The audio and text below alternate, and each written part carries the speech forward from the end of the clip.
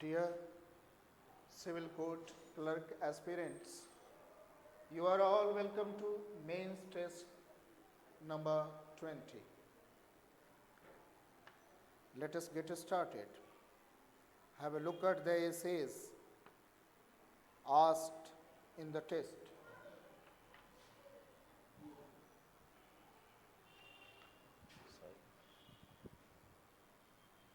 Role of social media in shaping public opinion. Social media की भूमिका लोगों के विचार को रूप देने में किस प्रकार भूमिका अदा करती है। सबसे पहले the first thing you will right, you will define, आप परिभाषित करेंगे सोशल मीडिया को। सोशल मीडिया क्या है? एक आधुनिक तकनीक पर आधारित सिस्टम है और इसके कुछ आप उदाहरण देंगे कि इसके सोशल ऐप्स हैं। आप you will write the introductory paragraph, then उसके बाद आप इसके एडवांटेजेस, इसके लाभ क्या हैं, इस पे लिखेंगे। इसके बाद ड्रॉबैक्स क्या हैं, कमियां क्या हैं, इस पे लिखेंगे एंड देन इसको कंक्लूड करेंगे, कंक्लूजन लिखेंगे। Okay, the next one is cyber crime. Cyber crime को डिफाइन करेंगे, आप इंट्रोड्यूस करेंगे। साइबर क्राइम क्या है, साइबर क्राइम का कॉजेस क्या है,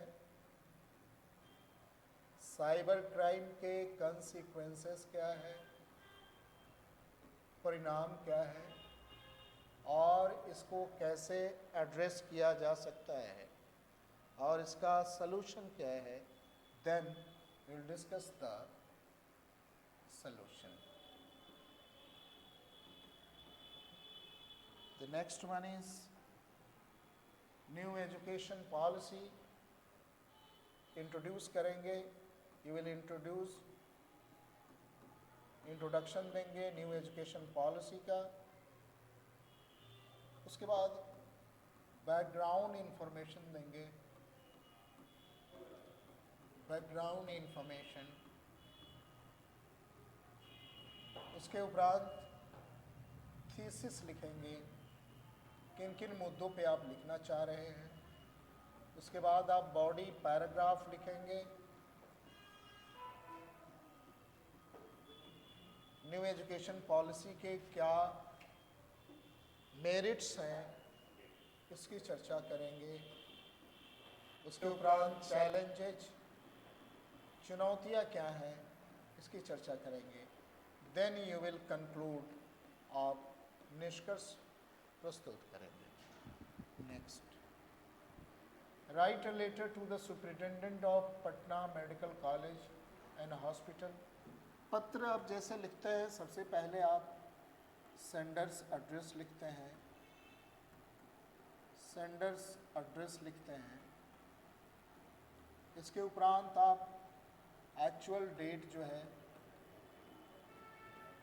उसको लिखते हैं। Then receiver's designation and address लिखते हैं। इसके उपरांत आप सब्जेक्ट लिखते हैं। उसके उपरांत सैल्यूटेशन, जिसे सर या मैडम लिखते हैं। उसके उपरांत आप कंटेंट बॉडी लिखते हैं। देन कम्प्लीमेंट्री क्लोज लिखते हैं, कम्प्लीमेंट्री क्लोज लिखते हैं। उसके उपरांत आप सब्सक्रिप्शन, आप अपना नाम लिखते हैं। सभी प्रकार के लेटर्स में सामान्यतः फॉर्मल लेटर्स में ऐसे ही लिखते हैं आप।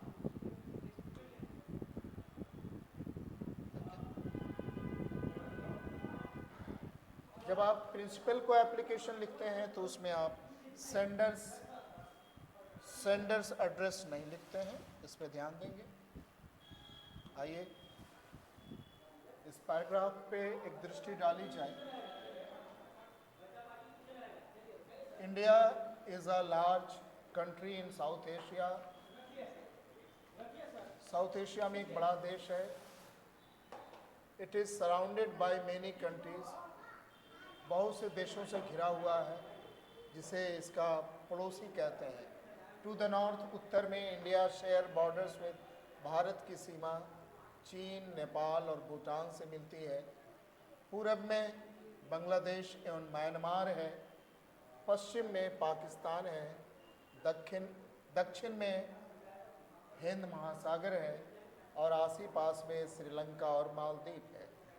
और ये दोनों क्या है? द्वीपीय देश हैं। India and its neighbours have many things in common. इन पड़ोसियों के बीच समानताएं बहुत है, जैसे संस्कृति, फूड इत्यादि या परंपराएं। उदाहरण स्वरूप दिवाली और ईद लगभग सभी देशों में मनाई जाती है। हाउएवर, प्रत्येक देश के कुछ अपने अनुपम पहचान भी है।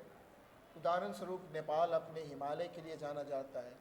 श्रीलंका अपने तटीय बीचों के लिए और चाय बागान इत्यादि के लिए जाना जाता है। पाकिस्तान और भारत के इतिहास क्या है? दोनों एक दूसरे से जुड़े हुए हैं और जीवन शैली भी जो है ना, लेकिन जीवन शैली अलग अलग है। बांग्लादेश अपने नदियों के लिए और हरियाली के लिए जानी जाती है।